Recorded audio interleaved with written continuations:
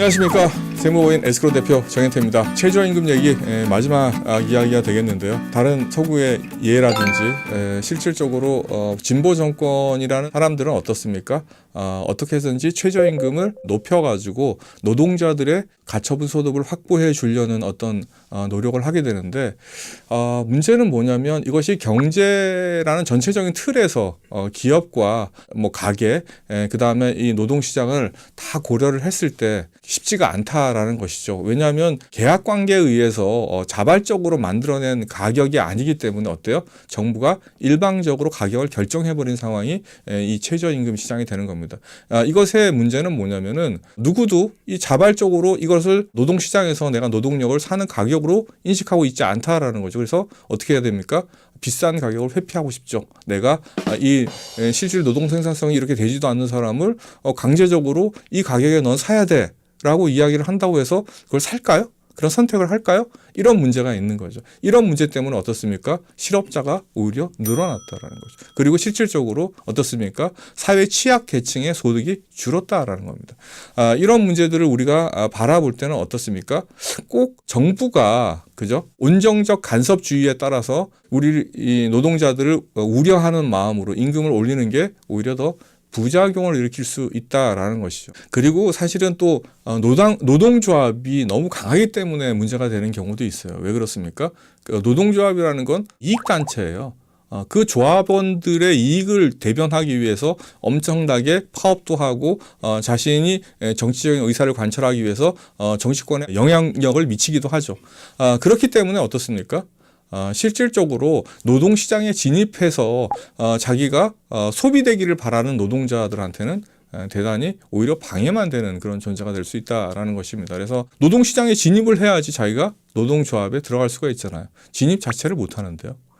그런 상황이 지금 벌어지고 있고, 이것이 어떻습니까? 지금 경력이라든지 뭐 이런 거 자기가 내세울 게 없는, 그죠? 취약계층이라고 얘기할 수 있는 노동시장에서 가장 최약자라고 할 수 있는 우리 청년 실업, 우리의 미래를 짊어지고 가야 될 이 청년 실업이 심각한 문제가 대두되었다.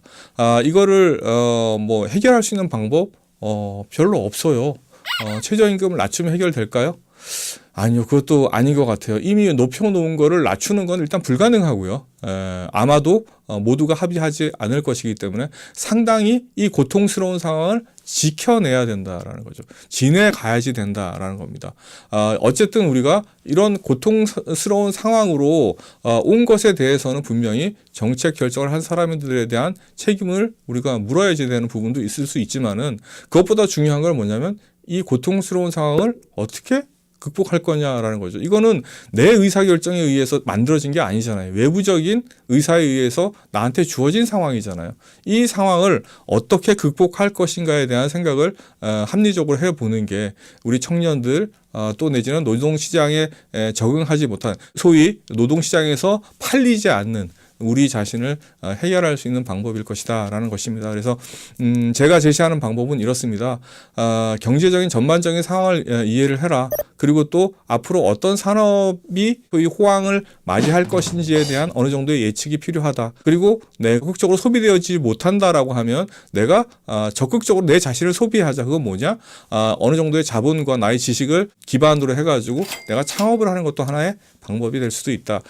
물론 창업이라는 것이 뭐 주변의 도움을 받고 그러면 더 좋겠죠. 그렇지만 국가가 인정할 만한 그런 기준에 내가 해당되는지를 점검해보고 국가의 자금을 받아서 내가 꿈을 펼쳐보는 것도 하나의 방법이 될 수 있다라는 것입니다. 다음에 제가 기회가 되면 어떤 방법으로 창업을 할 수 있고, 국가는 과연 이 청년들을 위해서 어떤 먹을거리, 그죠? 이런 것들을 내놓고 있는지, 상을 차려놓고 있는지, 이런 부분에도 한번 이야기를 해볼 수 있는 기회가 됐으면 합니다. 정부에서 추경을 지금 가지고 자꾸 얘기를 해요. 결국은 뭐예요? 추가 경정 예산을 편성을 해가지고 뭐 청년 일자리라든지 이런 것들을 돈을 쓰겠다라는 얘기잖아요. 심지어는 이런 돈을 못 받아먹는 게 바보 아니냐라고는 이야기까지 시중에 나돌고 있습니다. 그 돈을 받아서 그냥 흥청망청 써버리는 게 아니라 어떻습니까? 자신의 가치를 높이는데 사용할 수 있는 기회라면은 국가가 지원하는 제도를 적극 활용하는 것도 방법입니다. 다음에는 이 이야기에 대해서 한번 또 얘기해 보는 시간이 있을 겁니다. 오늘은 여기까지 하겠습니다. 고맙습니다.